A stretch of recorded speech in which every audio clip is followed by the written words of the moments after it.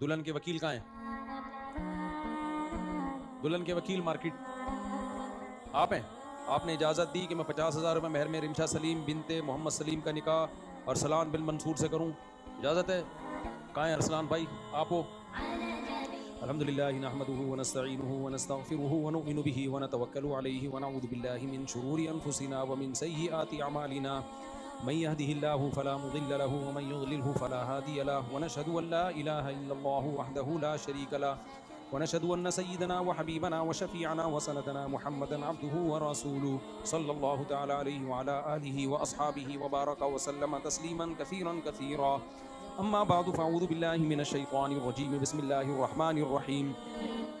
يا أيها الناس اتقوا ربكم الذي خلقكم من نفس واحدة وخلق منها زوجها وبث منهما رجالا كثيرا ونساء واتقوا الله الذي تساءلون به والأرحام إن الله كان عليكم رقيبا. وقال تعالى يا أيها الذين آمنوا اتقوا الله وقولوا قولا سديدا يصلح لكم أعمالكم ويغفر لكم ذنوبكم ومن يطع الله ورسوله فقد فاز فوزا عظيما. وقال النبي صلى الله عليه وسلم النكاح من سنتي وقال فمن رغب عن سنتي فليس مني. وقال النبي صلى الله عليه وسلم تزوجوا الودود الولود فإني مباهي بكم الأمم. وقال النبي صلى الله عليه وسلم تزوجوا ولا تكونوا كرهبان النصارى.